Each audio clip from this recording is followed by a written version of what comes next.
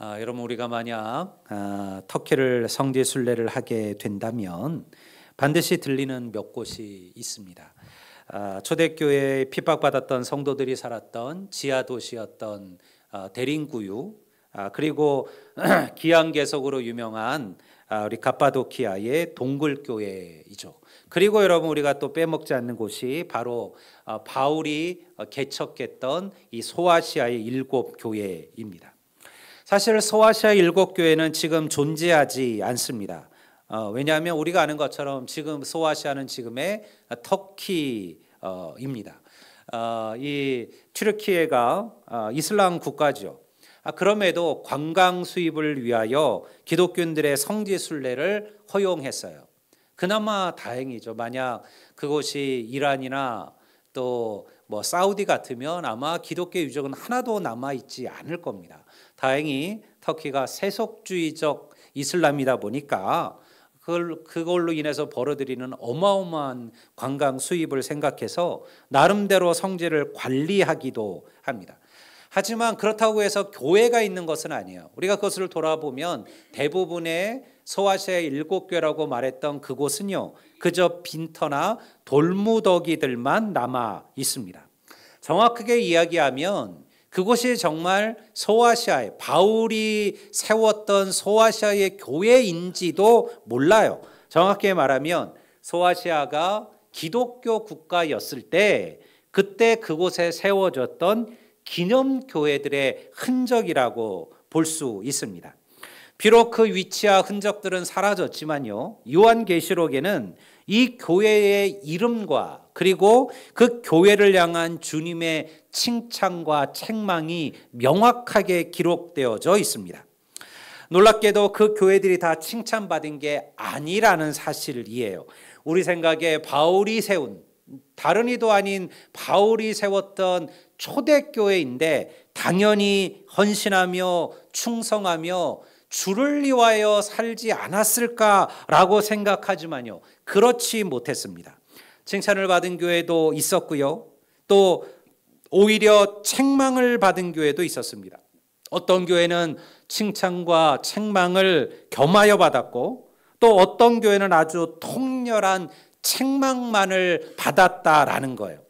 그 책망만을 받았던 교회 중에 하나가 바로 오늘 우리가 읽고 본문에서 보았던 라오디게아 교회입니다. 먼저 이 라오디게아 교회를 향한 주님의 책망이 무엇이었을까요? 제가 15절 말씀을 한번 읽어볼게요. 주님께서 이렇게 말씀하셨습니다. 내가 너의 행위를 아노니 내가 차지도 아니하고 뜨겁지도 아니하도다. 내가 차든지 뜨겁든지 하기를 원하노라. 16절도 한번 제가 이어보겠습니다. 내가 이같이 미지근하여 뜨겁지도 아니하고 차지도 아니하니 내 입에서 너를 토하여 버리라. 왜 주님은 라오디게아 교회를 책망하시면서 그들을 향하여 뜨겁지도 않고 차지도 않고 미지근한 교회라 그렇게 말씀하셨을까요? 미지근하다는 게 왜 문제일까요? 사실 여러분 우리가 건강을 생각하면 뜨거운 물, 찬물, 미지근한 물, 어떤 물이 건강엔 좋아요? 미지근한 물이 좋아요. 저도 이제 위가 안 좋다 보니까 이제 그 얘기를 하더라고요. 너무 뜨거운 거, 너무 찬 거를 먹지 말라라는 거예요. 그냥 사람의 몸의 온도와 비슷한 물을 마시는 게 건강에는 좋다라는 거죠. 그러니까 여러분 사실은 우리가 이 말을 이해하려면 이런 어떠한 이 생리적인 의미로 이해하는 게 아니에요. 이 말을 이해하려면 라오디게아라는 곳의 지리적인 배경을 알아야만 합니다. 이 라오디게아의 위쪽에는요, 히에라볼리라는 도시가 있었어요. 그 히에라볼리는 온천으로 유명한 도시입니다. 한겨울에도 뜨거운 온천이 많은 이들의 피로를 풀어줬고요. 그래서 이곳에 가면 지금도 이 온천은 유명하죠.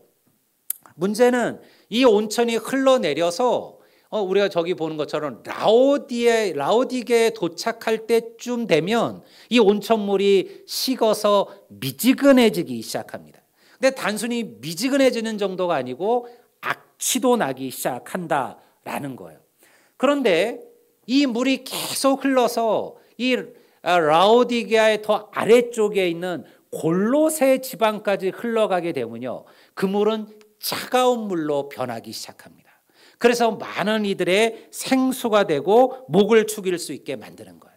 다시 말해서 뜨겁거나 차가울 때는 유익하고 많은 이들에게 도움이 되지만 라오디게처럼 미지근하고 악취가 나는 물로 변했을 때는요, 그것이 아무런 쓸모없는 물이 된다라는 거예요.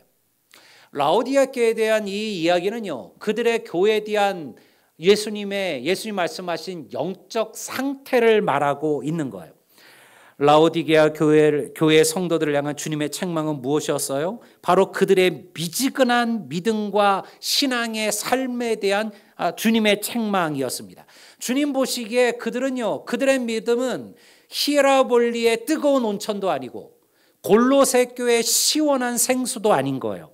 한여름에 마시는 시원한 냉수 한 잔은 타는 목마름을 해결해 주죠. 여러분, 너무 추운 겨울 뜨거운 물 한 잔은요, 우리들의 온 몸을 녹이는 힘이 있어요. 하지만 여러분, 뜨거운 여름 정말로 먹기 힘든 물은요, 뜨거운 물이 아니라 미지근한 물이에요. 성경은 이러한 물을 뱉어버릴 것이라 라고 말합니다. 주님을 속상하게 하고 주님을 힘들게 하는 이들은요, 바로 차갑지도 않고 뜨겁지도 않은 믿음의 삶을 살아가는 이들입니다. 주님을 떠나지는 않아요. 그렇다고 해서 주님께 나아가지도 않아요. 영적 무기력증에 빠져서 살아가는 거죠. 적당한 봉사도 하고 여러분들 헌금도 하고 믿음의 삶도 사는 것 같은데요, 진정한 헌신이 필요할 때는요, 더 이상 결단하지 않습니다. 하나님 나라의 한 발을 거치고 또 다른 발은 세상에 뻗어놓고 살아가는 이들이에요. 바로 그들이 미지근한 이들이에요. 믿음의 한계를 정해놓고 거기서 한 걸음도 더 나아가려고 하지 않습니다. 제가 지난번 했던 설교 가운데 여러분들 우리가 한도가 있는 카드에 대한 얘기를 했잖아요. 우리는 하나님께 무제한 한도가 없는 무제한 카드를 원해요. 이것도 해주시고 저것도 해주시고 이것도 도와주시고 가정도 기업도 삶도 다 하나님 도와달라고 막상 기도하면서 우리가 하나님을 위하여 드릴 수 있는 헌신에는요, 사실은 한도를 걸어버린 거예요. 이거 이상은 못합니다. 요 정도 이상은 안 됩니다. 요거 이상은 하나님께서 알아서 하십시오. 저는 여기까지만 하겠습니다. 미지근한 신앙입니다. 여러분, 그것이 틀린 신앙은 아니에요. 그것이 잘못됐다고 말하는 게 아니에요. 문제는 미지근한 신앙을 가지고서는 하나님을 기쁘시게 하는 믿음의 삶, 성도의 삶을 살 수 없다라는 겁니다. 오늘날 교회가 이 미지근함의 상태에 한국 교회가 빠져버렸습니다. 불같은 뜨거움으로 하나님을 갈망하고 믿음의 삶을 살았던 성도들이 오늘날 우리의 곁에서 사라져버리고 있죠. 대형교회를 목회하는 목사님의 세미나를 제가 들은 적이 있어요. 그분이 그런 고민을 우리들에게 했습니다. 남들은 만여 명 되는 교회를 목회하는 나를 부러워하고 우리 교회를 너무 부러워하지만, 그러나 나는 여전히 교회에서 헌신할 일꾼들이 없어서 매일같이 고민하고 매일같이 사실은 기도하고 있다라는 거예요.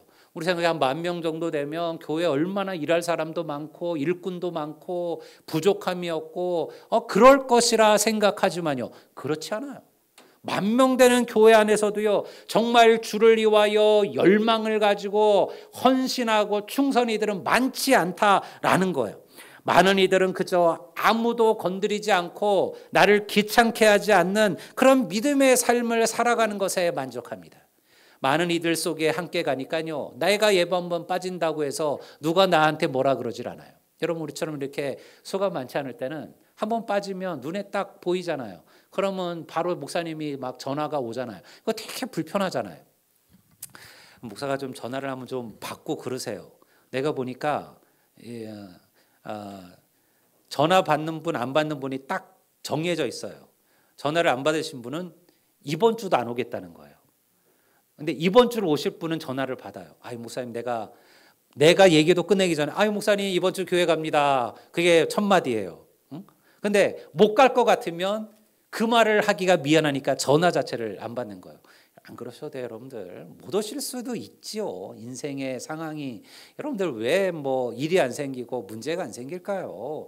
빠질 수 있습니다. 그거 한두 번 빠졌다고 해서 하나님께서 뭐 우리를 미워하시고 실망하시지는 않습니다. 중요한 것은요, 우리가 어쨌든 어떠한 환경에든 하나님을 향한 열망과 열정을 품어야 된다라는 거예요.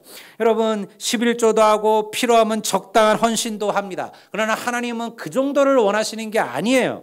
더 나아가고 잘하고자 하는 열망이 있어야 된다는 거예요. 하나님을 향한 열망도 없고 갈복함도 없고 갈망하는 심령도 없어요. 이게 미지근한 신앙이죠. 자신의 죄악에 대해 치열하게 여러분들 가슴 아파하지 않습니다. 자기의 부끄러운 죄악에 대한 각성도 없습니다. 그저 남보기에 괜찮은 종교인처럼 살아가는 거예요.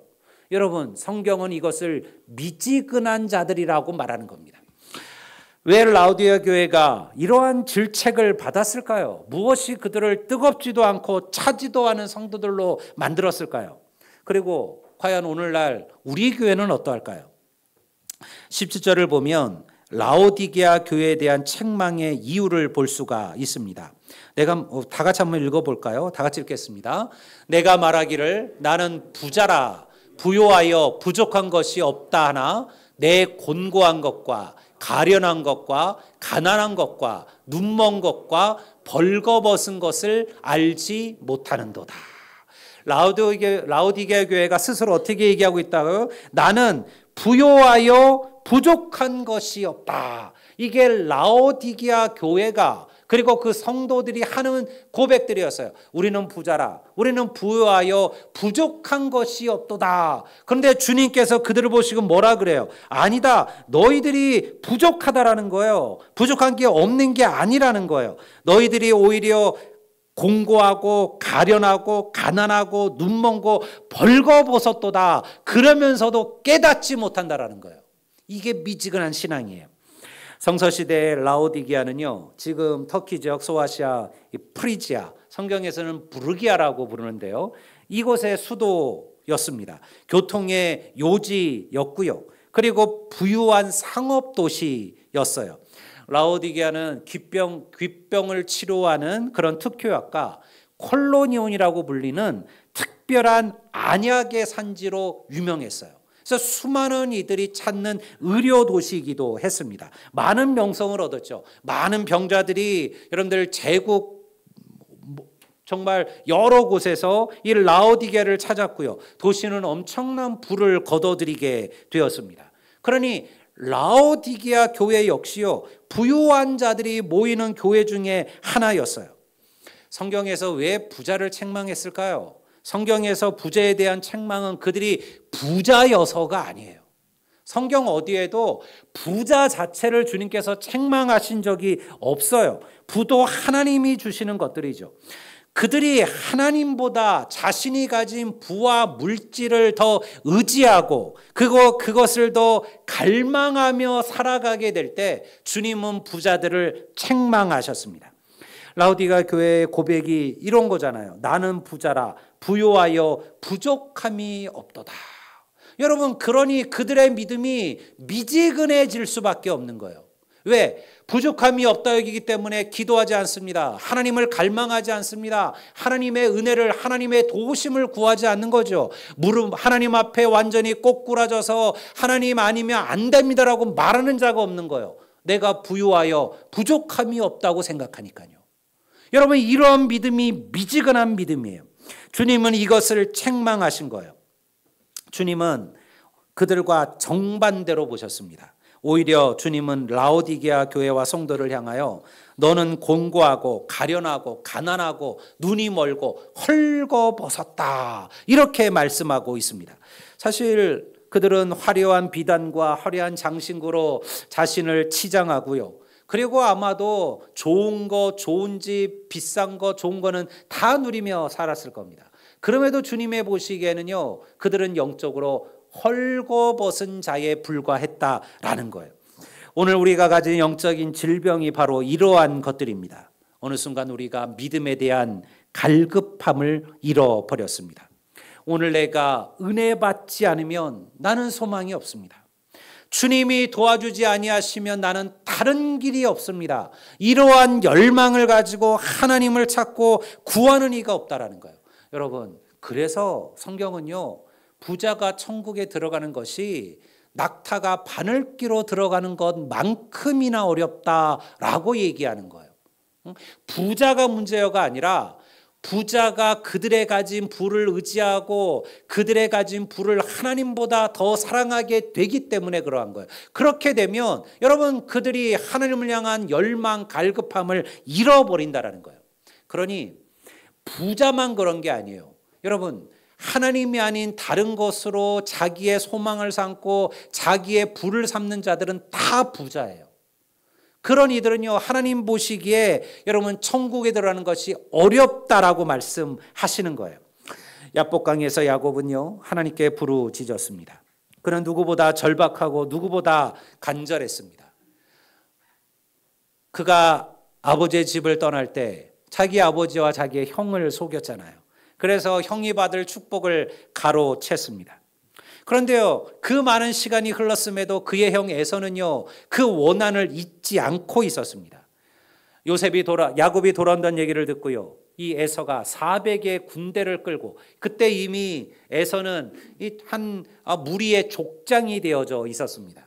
400의 군대를 끌고 야곱을 죽이려고 달려오고 있었습니다. 야곱은 돌아갈 데가 없었습니다. 이미 라반가는 삼촌 라반에게는 이제 다시는 그의 땅으로 돌아가지 않겠다고 서원까지 하고 그리고 서약까지 했었죠. 도망간다고 한들 그 수많은 짐승들 그리고 아내들과 어린 자녀들을 데리고 어디로 도망갈까요? 군대를 끌고 말을 타고 달려오는 형의 칼을 무슨 방법으로 피할까요? 야곱은 간절하고 절실했습니다.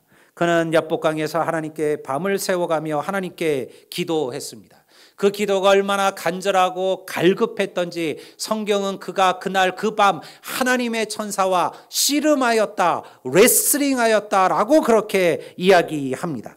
그 기도의 간절함을 얘기하는 거예요. 야곱은요, 하나님의 천사를 붙들고 부르짖었습니다. 내게 축복하지 아니하시면 내가 가게 하지 아니하겠나이다. 하나님의 천사가 야곱의 환도뼈, 넓적다리 뼈를 부러뜨렸어요. 그럼에도 야곱은요, 절면서도 그 천사를 놓지 않았습니다. 결코 그날 하나님, 그 야곱의 간절한 그 열망이 하나님의 마음을 움직였어요.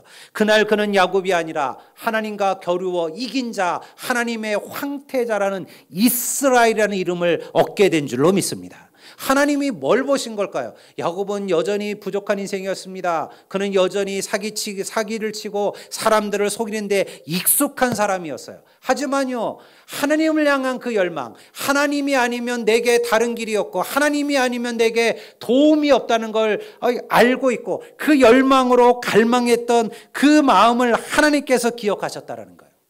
여러분, 오늘 우리의 삶에 이런 갈망이 있나요?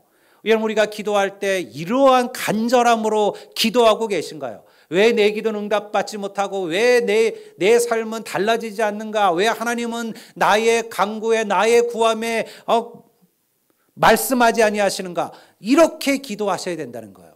야곱처럼 열망과 간절함이 있을 때 하나님은 반드시 우리의 기도를 듣고 응답하심을 믿습니다.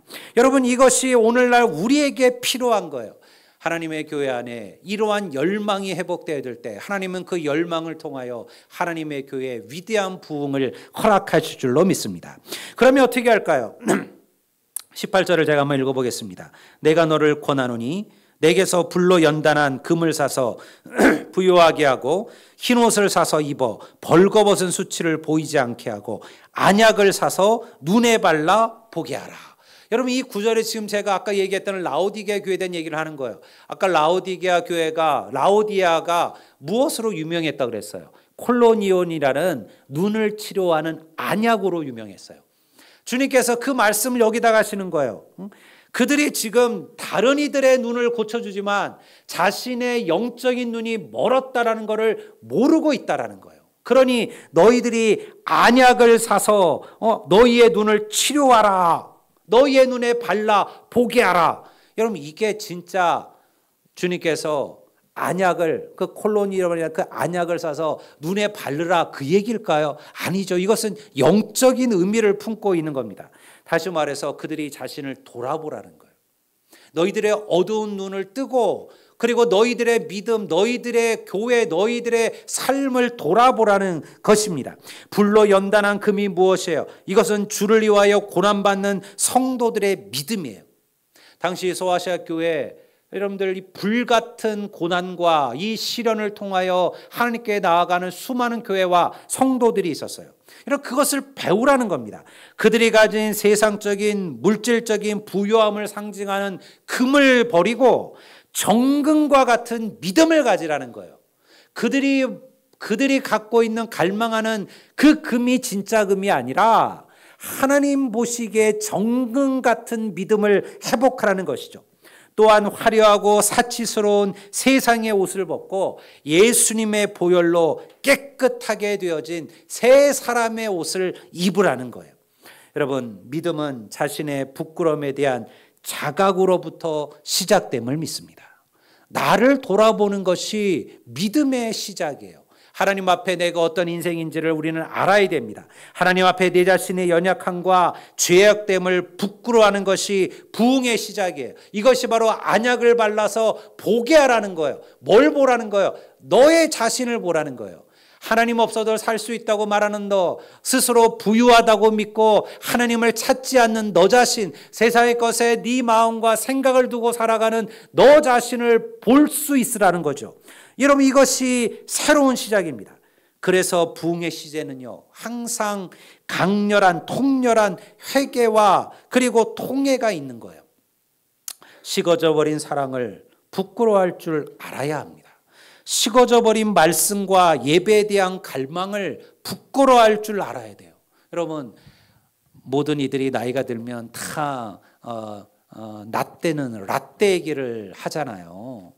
교회도 사실은 그래요. 목회자들도 이 라떼 얘기를 하는데요. 근데 이건 정말 우리가 배워야만 하는 믿음의 선배들의 좋은 사실은 본들이었습니다. 우리의 믿음의 선배들이 어떻게 예배를 사모하고 어떻게 예배를 중요시 여기고 어떻게 예배에 목숨을 걸었는지, 우리의 믿음의 선배들이 어떻게 기도했으며 그리고 기도하기에 얼마나 열심을 품었으며 그 기도를 통해서 어떻게 하나님의 역사들을 경험했는지, 우리의 믿음의 선배들이 어떻게 말씀을 붙들고 살았고 그들의 삶 속에 매일매일 말씀과 어떻게 동행했는지를 우리가 알아야 된다라는 거예요. 오늘 우리가 그 은혜, 그 믿음을 잃어버린 거예요. 이번 주 제가 한 주간 한마음 한뜻 기도를 하면서 4가지를 여러분들 가르쳤습니다. 기도, 말씀, 예배, 영혼 구원이었습니다. 여러분, 제게 주어진 딱 4번의 설교의 기회가 있다면 저는 이 4가지를 설교할 것이라고 얘기를 했죠. 여러분, 이것이 우리들의 현재의 모습이에요. 세상적인 것에는 밝지만 하나님에 대한 지식에는 무지한 것을 부끄러워할 줄 알아야 합니다. 여러분, 오늘날 성도들이 믿음을, 교회에 대해서, 신앙에 대해서 너무 몰라요. 잘 아는 분은 잘 알지요. 어떤 분들은 목회자 이상으로 성경을 알고 성경의 지식과 성경의 비밀을 알아요. 어떤 분들은요, 그렇게 교회를 오래 다녔는데요, 어린아이, 초등학교, 주일학교 아이들만큼도 세상 신앙적인 지식을 알지를 못하는 거예요. 왜? 성경 한번 제대로 안 읽어봤거든요. 주일날 교회 와서 목사님 설교와 듣는 것으로 믿음의 전부라 여기고 산 거예요. 여러분, 그러니요, 여러분들 바뀌지 않는 거예요. 세상의 것에는 여러분들 통달해 있어요. 세상적인 지식, 세상적인 흐름, 연예인들, 드라마들, 노래들, 가수들에 대해서는요, 그들의 생일까지 기록하고 다 아는 이들이. 그러나 하나님을 알지 못하는 거예요. 제가 예전에 한 청년 보면서 이 친구는 축구에 대해서 정말 모든 것을 알아요. 우리나라 선수들뿐만 아니라 전 세계 모든 이 프리미어리그, 라리가, 저쪽 분데스리가의 유명한 모든 선수들의 이름을 다 알아요. 뒷모습만 봐도 제가 누구라고 바로 탁탁 얘기하는 친구예요. 그런데 예수님의 12제자는 몰라요. 예수님 제자는 몰라요. 그리고 그걸 알려고 하지도 않는 거예요. 아이 뭐 그 복잡한 이름을 내가 뭐하러 외워야 돼라고 생각하는 거죠. 오늘날 많은 이들이요 하나님에 대한 지식을 모릅니다. 매일같이 교회를 오고 매일같이 말씀을 읽는 것 같은데요, 막상 주님의 성경, 하나님의 말씀, 하나님의 약속, 하나님의 비밀, 하나님의 진리에 대하여 깨닫지 못한다는 거예요. 그러면서도 세상적인 것에 마음을 두고 살아가는 거예요. 여러분, 우리들의 아이들에게 영어를 가르치고 수학을 가르치고 학원을 가르치고 여러분 세상적인 지식을 가르친 데는 돈을 쓰는 것을 아까워하지 않지만요, 그 아이들에게 하나님의 말씀을 가르치는 것에 대해서는요 소홀히 여기는 것이 오늘 하나님의 백성들, 성도들의 가정이 되었습니다. 미지근한 신앙이에요. 여러분, 우리가 우리의 눈을 떠야 되는 신앙이에요. 여러분, 남 탓하기만 바쁜 우리의 교만을 부끄러워해야 합니다. 여러분, 그리고 열심을 내어야만 합니다. 우리 19절 말씀을 다 같이 한번 읽어보겠습니다. 우리 19절을 다 같이 읽겠습니다. 무릇 내가 사랑하는 자를 책망하여 징계하노니 그러므로 내가 열심을 내라 회개하라. 여러분, 뜨거운 신앙, 뜨겁지 않고 차지도 않은 미지근한 신앙이 회복되는 길은 다른 길이 없어요. 열심을 내는 겁니다. 열심을 내는 겁니다. 주님은 라우디아 교회를 책망하셨지만 그 이유는요, 사랑하셨기 때문이에요. 내가 사랑하는 자들을 책망하여 징계하노니, 중요한 것은요 다시 열심을 내는 거예요. 그 자리에 머물러 계지 마세요. 이런저런 핑계로 나의 영적인 상태를 감추시면 안 됩니다. 아무리 우리의 믿음이 미지근할지라도 우리가 주님 앞에 기도하고 부르짖고 믿음으로 나아가면 불같은 주의 성령이 우리를 다시 뜨거운 열망의 믿음으로 타오르게 할 줄을 믿습니다. 여러분, 이것이 열심을 내시는 일이에요. 여러분, 이번 한 해 동안 좀 열심을 내세요. 모든 일에. 여러분, 예배의 열심을, 예배가 미지근했던 분들은 예배에 불을 붙이세요. 예배에 열심을 내세요. 내가 주님 그저 주일 오전 예배 한 번으로 내 믿음 전부를 여기며 살았다면 하나님, 이제 내가 주일 예배, 수요 예배, 주일 오후 예배 제가 목숨 걸고 참여하겠습니다. 이게 열심을 내는 거죠. 마음으로만, 생각으로만 열심히 시작되는 게 아니에요. 그것은 행동으로 나타나셔야만 합니다.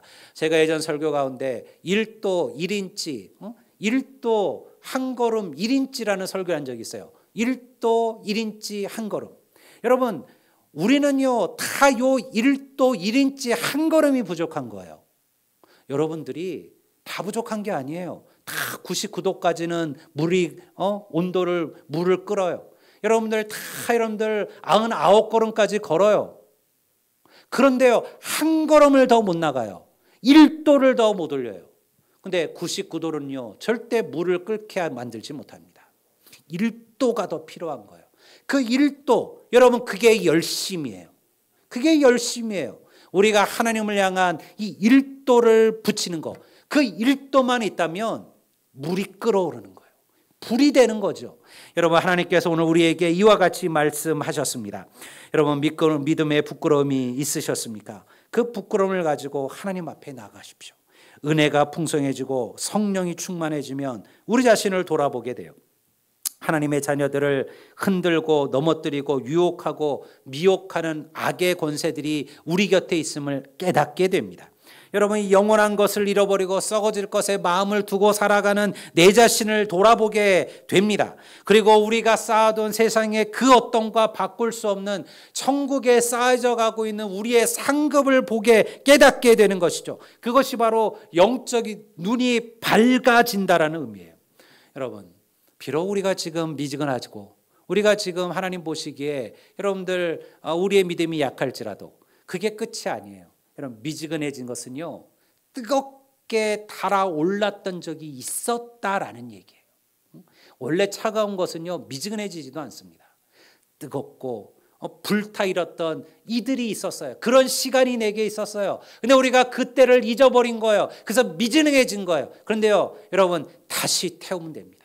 다시 불을 사르면 됩니다. 그러면 하나님께서 우리를 다시 뜨겁게 여러분들 세우시고 불같은 믿음으로 우리를 일으키실 줄로 믿습니다. 성도 여러분, 2025년은 우리의 믿음이 그 열망을 회복하게 되기를 원해요.